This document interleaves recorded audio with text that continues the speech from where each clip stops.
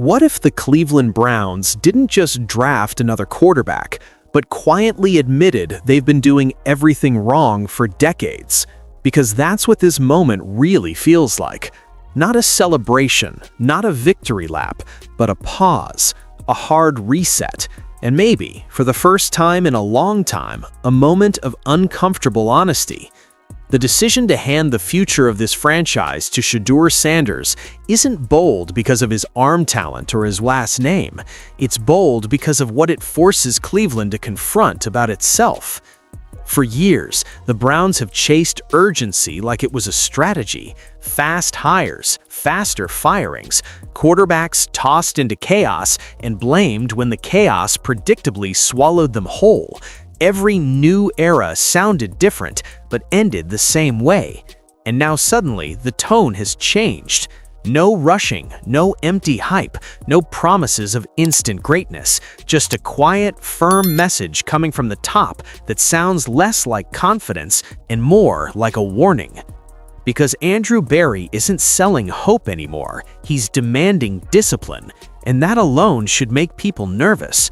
This isn't the usual rookie quarterback story where the front office smiles for cameras and pretends everything will magically work itself out. This is Cleveland, a place where quarterbacks don't just fail, they disappear.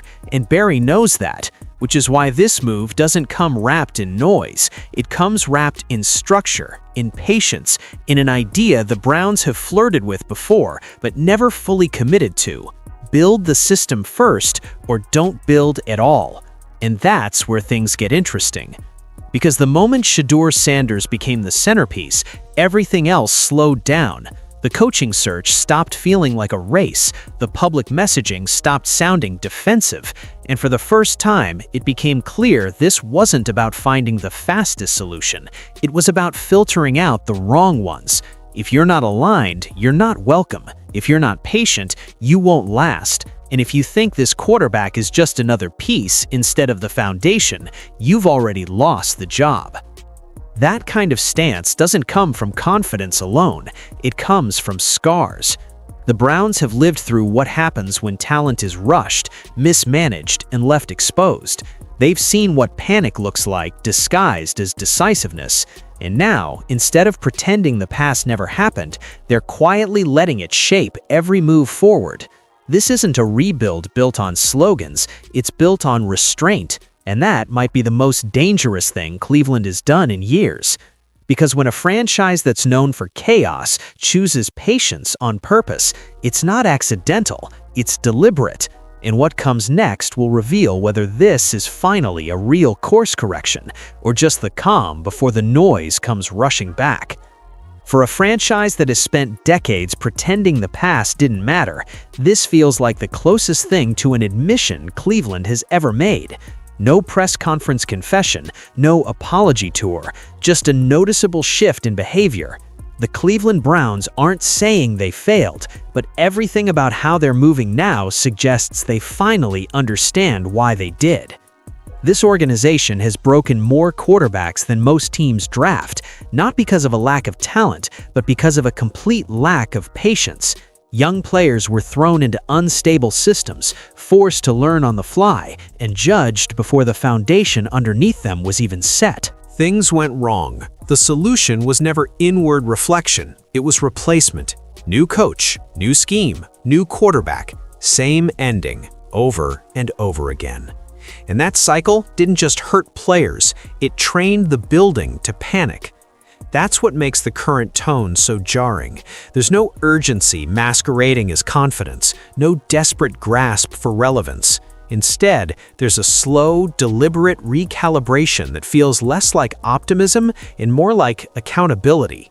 The message coming out of the front office now isn't "trust us," it's "we're done cutting corners." And for a team with Cleveland's history, that alone is a radical shift. When Andrew Berry talks about infrastructure, he's not speaking in abstract terms. He's talking about everything the Browns skipped in the past: clear development timelines, coaching continuity, honest evaluation windows, protection from media storms, from public pressure, from the instinct to rush answers just to quiet the noise. It's the kind of thinking that only shows up after repeated failure forces a reckoning. For years, the Browns treated quarterbacks like problems to be solved instead of investments to be grown. When the results didn't show up immediately, blame followed fast. Systems changed, voices changed, expectations shifted weekly, and every time, the player in the middle took the hit. This time, the organization seems to be acknowledging something they never fully owned before. Without structure, even elite talent doesn't stand a chance. What's different now is that the Browns aren't pretending talent alone will save them. They're not spinning this as a miracle turnaround. They're not selling instant contention. Instead, they're quietly rebuilding the environment first, as if they finally accepted that success isn't about finding the right guy, it's about creating the right conditions and sticking to them long enough for something real to grow. That realization changes everything, because once you admit the problem wasn't just who you picked, but how you handled them, you can't go back to business as usual. And that's exactly why this moment feels heavier than another rebuild announcement. It feels like the front office looked in the mirror and didn't like what it saw. And that realization didn't just reshape the past, it forced a new standard going forward, one that would soon narrow every decision down to a single, unavoidable question. Shedeur Sanders didn't arrive in Cleveland as just another name on a depth chart. From the moment the Browns committed to him, it became clear this wasn't about finding a spark, it was about choosing a direction. Plenty of quarterbacks have come through this building with stronger arms, bigger frames, or louder hype. That's not what separated Sanders. What made him different was how intentionally he fit into what the Browns finally admitted they needed. To the outside world, Sanders is often reduced to optics, the last name, the spotlight, the expectations that come with being watched long before you ever take a snap. But inside the building, the conversation has been completely different. This wasn't a fascination with flash, it was a bet on composure, on discipline, on how a young quarterback behaves when things don't go perfectly, which, in Cleveland, they rarely do. What kept coming up in evaluations wasn't a highlight reel throw or a box score explosion. It was how Sanders carried himself when the game tilted against him, how his body language stayed level, how he didn't fracture the huddle when protection collapsed or momentum disappeared. That matters more here than anywhere else. This city has seen quarterbacks with talent fold the moment the noise got loud. Sanders didn't just endure it, he absorbed it. That's why this choice wasn't framed as urgency. There was no save the franchise language attached to him. No pressure to be an instant savior. The Browns weren't looking for someone to fix everything overnight.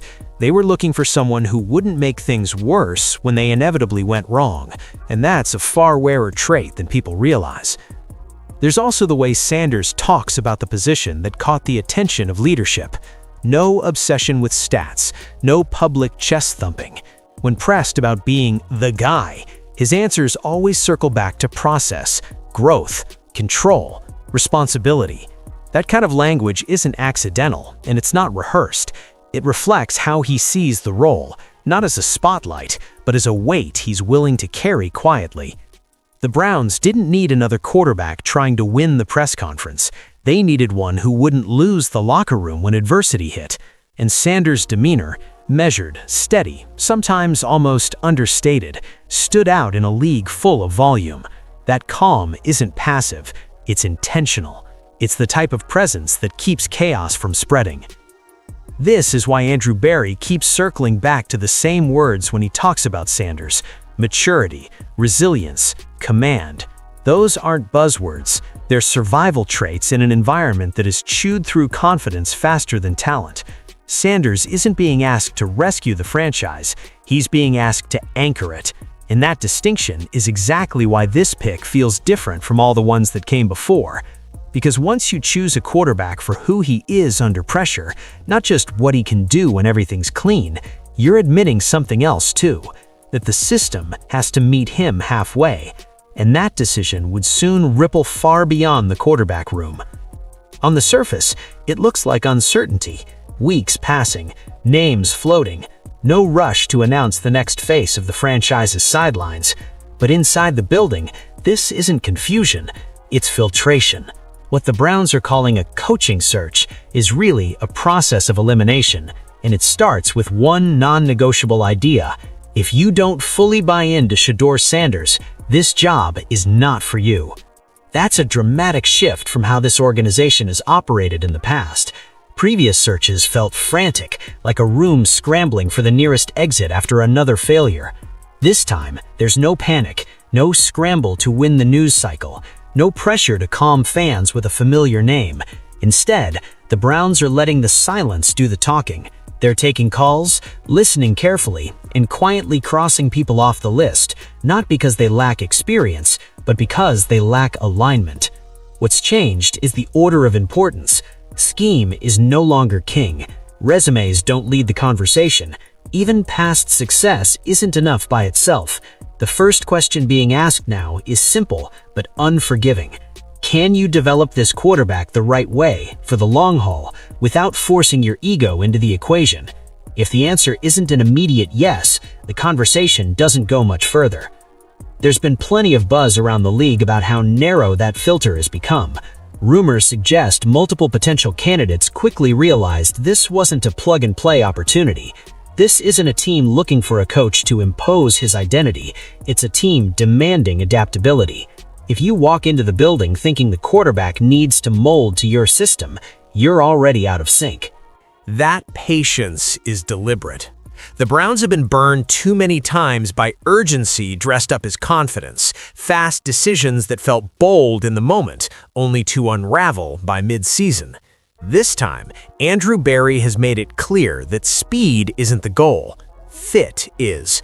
And fit, in this case, means understanding that Shedeur Sanders isn't just a player to manage, he's the axis everything now rotates around. This approach has also changed how the search looks from the outside. There are no leaks pushing narratives, no subtle endorsements through the media, just a steady refusal to rush. That frustrates some fans, and it fuels skepticism. But internally, that resistance is the point. The Browns aren't trying to soothe anxiety. They're trying to avoid repeating a mistake that cost them years. And what makes this even more unusual is that Sanders himself isn't lobbying. He's not planting preferences. He's not pushing names behind the scenes. When asked, he's consistently deferred to leadership and emphasized the importance of the right fit over the fast one. That response isn't flashy, but it reinforces the same philosophy coming from the front office: alignment over impulse. This is what makes the search feel so different. It's not about filling a vacancy, it's about protecting an investment before it's exposed to the same cycle that destroyed the ones before it. The next head coach won't be handed a blank canvas, he'll be handed a responsibility and a clear expectation.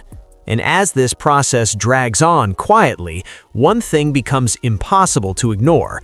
The Browns aren't waiting because they're unsure of their quarterback, they're waiting because they're sure of him.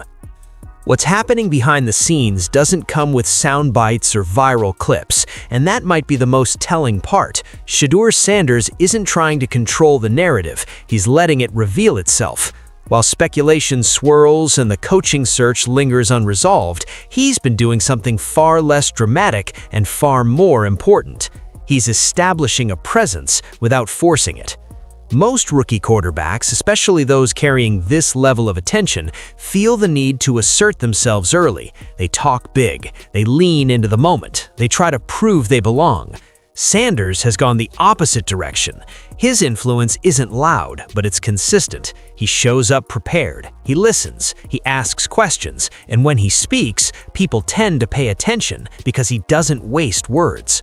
That restraint has been noticeable to teammates and staff alike. There's no frustration leaking out, no passive comments about uncertainty, no subtle pressure on the front office to move faster. In a situation where it would be easy to grow impatient, Sanders has stayed centered. That steadiness has given the building something it hasn't felt in a long time: calm without avoidance. In meetings, Sanders has already shown a willingness to engage beyond his responsibilities, not in a way that crosses lines, but in a way that signals investment. He wants to understand why things are done a certain way, not just how. That curiosity matters. It shows he's not just preparing for Sundays, he's preparing for leadership. And leadership in this city isn't about being the loudest voice in the room. It's about being the one people trust when things tighten. What's also stood out is how intentionally he's handled media. No defensive answers, no thinly veiled frustration. When pressed about pressure, expectations, and Cleveland's history, he doesn't dismiss the weight of it. He acknowledges it, then pivots back to process. That's not deflection, that's ownership, and it reinforces the image the front office is carefully building around him. There's a reason Andrew Berry has echoed that same language in his own interviews. It's not coincidence, it's alignment. Sanders' public posture mirrors the internal philosophy almost word for word. Word. Long-term. Patience. Fit over flash.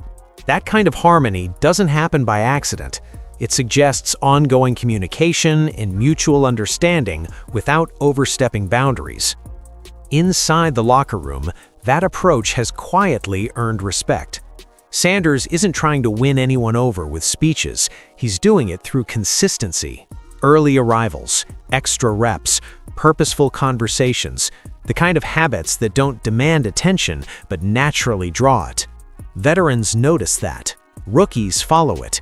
And in an organization craving direction, those subtle cues matter more than declarations. This is why the chaos hasn't swallowed him. While external voices debate timelines and speculate about outcomes, Sanders has stayed locked into what he can control. That kind of focus is contagious, and it's exactly why the front office feels comfortable letting the process breathe, because when your quarterback isn't rattled, the rest of the building doesn't have to be either. And that quiet confidence would soon be tested in the only way that truly matters, when things fell apart on the field. It wasn't a win that shifted the conversation, it was a loss. The kind that usually exposes cracks, fuels blame, and sends a franchise spiraling back into familiar chaos. The game unraveled early. Protection broke down, momentum vanished, and for a young quarterback in a city conditioned to expect collapse, this was supposed to be the moment everything went sideways. It didn't. As the score tilted and the pressure mounted, Shedeur Sanders didn't unravel with it. There were no frantic decisions, no visible frustration bleeding into the huddle. Instead, he tightened up in the right ways, protected the football, took what the defense allowed, lived to play the next down. To casual observers, it didn't look heroic. To the people inside the building, it was revealing. That game became a turning point, not because of what showed up on the stat sheet, but because of what didn't show up on the sideline. No finger-pointing, no emotional leakage, no attempt to force a miracle just to change the narrative. Sanders played like someone who understood the situation for what it was, not a chance to prove himself, but a test of composure. After the final whistle, the moment that really stuck came at the podium. This is usually where frustration slips out, where subtle excuses creep in, where young quarterbacks try to shield themselves from criticism. Sanders did none of that. He spoke calmly, directly, took responsibility without dramatizing it, talked about execution, adjustments, and learning. It didn't feel like damage control, it felt like leadership. That posture forced a recalibration. For a franchise that has lived through quarterbacks folding under far less pressure, this response landed differently. Inside the front office, that loss carried more weight than a comeback win ever could. It showed how Sanders handles being exposed. It showed how he processes disappointment without letting it define him. And for Andrew Berry, that's the currency that actually matters. Berry would later point to that game as a defining moment, not publicly hyped, not celebrated, but quietly bookmarked. Because when everything around Sanders broke down, he didn't add to the chaos, he managed it. And that ability to stabilize when conditions are at their worst is the difference between a quarterback who survives and one you can actually build around. The Browns have chased fireworks before. They've mistaken volatility for upside. This time, what caught their attention was restraint. The understanding that not every drive needs to be won in one throw. Not every bad game needs a response louder than the mistake itself. Sanders showed he could absorb a loss without letting it fracture his identity or the locker room. That loss became a message, not just about Sanders, but about what the organization values now. Flash doesn't matter if it comes at the expense of control.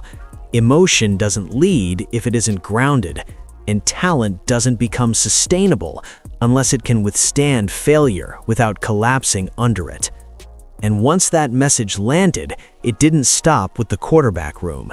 It traveled upward, outward, until it reached the people being quietly evaluated next. That loss didn't just redefine how the Browns saw Shedeur Sanders, it clarified how they wanted everyone else to see Cleveland. Because not long after, the tone coming from the front office hardened into something unmistakable. This wasn't posturing, it was a line being drawn, and anyone paying attention around the league could hear it clearly. The rules have changed. Andrew Berry never named names. He didn't need to. The message was embedded in how the organization moved. Silence where there used to be leaks, patience where there used to be panic, and an unspoken but very real standard being applied to anyone hoping to step into leadership. If you want to coach this team, you're not coming in to reshape the quarterback, you're coming in to grow with him. That's a warning shot in a league full of egos. For years, head coaching candidates have walked into Cleveland with blueprints already drawn, systems already chosen, and little appetite for adaptation. The Browns let that happen. They bent, they reset, they paid the price. This time, the expectation has flipped. Adaptability isn't a bonus, it's the entry fee. And if you can't check that box, the resume doesn't matter. There's been quiet chatter that some candidates quickly realized this wasn't the opportunity they expected. This isn't a blank slate rebuild where a coach gets full creative control. It's a partnership, a long-term investment centered around a quarterback the front office believes in deeply. That narrows the field dramatically, and the Browns are fine with that. The most striking part is how comfortable the organization seems with waiting. No urgency to fill airtime, no rush to reassure. That patience sends a signal beyond Cleveland. It tells the league this franchise is no longer negotiating with its own anxiety. They're not afraid of being criticized for moving slowly because they've already lived through the consequences of moving too fast. This also marks a clean break from the previous era. In the past, quarterback development often felt secondary. Systems were installed without clear alignment, roles shifted, messaging blurred. The result was confusion, on the field and inside the building. Berry hasn't attacked those decisions directly, but the contrast is impossible to miss. This time, there's a single axis everything revolves around, and it's not changing. The warning isn't just for coaches, it's for the entire league. The Browns aren't chasing optics anymore. They're not making moves for applause. They're prepared to let weeks pass if that's what it takes to protect the foundation they believe in. That confidence, quiet, controlled, and unapologetic, is new here. And while some may see that as hesitation, inside the building, it's viewed as discipline, because the front office isn't unsure of what it wants, it's certain enough to say no. And when a franchise spend decades saying yes out of fear, finally learns to walk away, it sends a message far louder than any press conference ever could. The real test, though, was never about the outside noise. It was about whether this approach could hold when skepticism returned, which it inevitably would. There's a reason this moment feels unsettling, not just hopeful. Browns fans have been trained by history to flinch at optimism, and for good reason. Every rebuild has come with confidence, every new era has promised stability, and almost all of them collapsed under the same weight they claimed to escape. That's exactly why this one feels different, and why it also feels dangerous. Because this time, the confidence isn't loud. There are no guarantees being sold, no timelines being forced, no artificial sense of urgency designed to calm a restless fan base. Instead, there's a willingness to sit in discomfort, to accept skepticism, to let doubt exist without scrambling to silence it. That's not how Cleveland usually operates, and that's why it matters. What makes this approach risky in the right way is that it demands follow-through. There's no easy off-ramp. Once you commit to patience, you lose the ability to pivot every time criticism spikes. Once you build around alignment, you can't blame confusion when things stall. This strategy doesn't protect the front office from failure, it exposes it, and that's precisely what makes it feel real. There's also an honesty to how the Browns are framing expectations now. They're not pretending the past didn't happen. They're not promising instant transformation. They're acknowledging the scars without letting them dictate decisions. That balance is rare. Most teams either ignore their history or get trapped by it. Cleveland is doing neither. They're using it. Around the league, there's quiet curiosity about whether this restraint can actually hold. Some believe it's just a cleaner version of the same cycle. Others think this is the first time Cleveland has truly committed to a quarterback-centric build without hedging. And that uncertainty is what gives this moment its edge. If it works, it changes the entire narrative. If it fails loudly. But here's the key difference. This time, failure wouldn't come from chaos. It would come from a calculated bet that simply didn't hit. And that distinction matters more than most people realize, because it suggests an organization that finally understands the process, even if outcomes aren't guaranteed. Shedeur Sanders sits at the center of that risk, not as a savior, but as a stabilizer. He isn't being propped up as a miracle, he's being entrusted with time. And time in this league, and especially in this city, is the most dangerous resource you can commit to. It forces patience when instincts say panic. It forces consistency when outside voices demand change. That's why this moment feels volatile in the best way. There's no safety net made of excuses, no fallback plan built on reshuffling pieces. The Browns have chosen a direction that only works if everyone stays aligned when it gets uncomfortable, and Cleveland has never been tested like that before. Which leaves one final question hanging over everything. When the noise gets louder, and it will this organization actually stay the course? That's the question hovering over all of this, whether anyone wants to say it out loud or not. Is this finally real, or is it just another cleanly packaged reset designed to buy time? Cleveland fans have heard every version of belief before. They've watched confident plans dissolve the moment pressure hit, and nothing about this franchise has earned blind trust. Not yet. But what separates this moment from every carefully worded reboot that came before is how little is being sold. There's no promise of instant wins, no talk of shortcuts, no illusion that talent alone will erase history.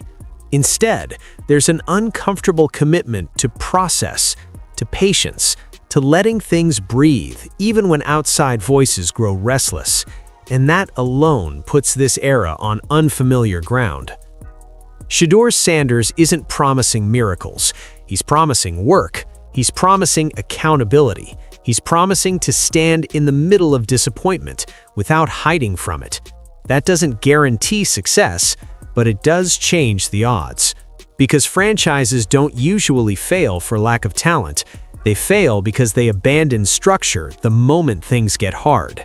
Right now, Cleveland is daring itself not to flinch.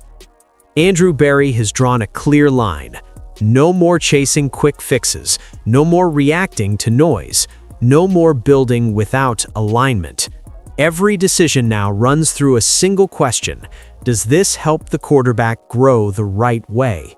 That kind of clarity hasn't existed here in decades, and while clarity doesn't win games by itself, confusion almost always loses them.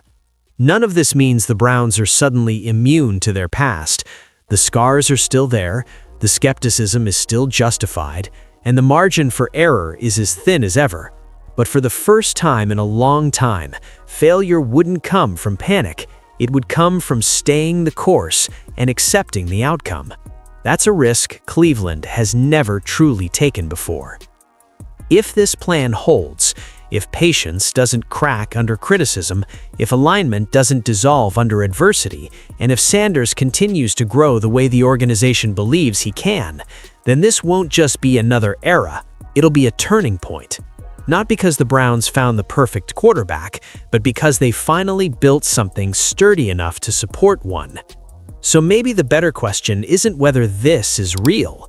Maybe it's whether Cleveland is finally ready to live with the consequences of doing things the right way. Because if they are, this might be the moment fans have been waiting decades for. And if they're not, they'll find out soon enough. Either way, this time feels different. Not louder, not flashier, just more honest.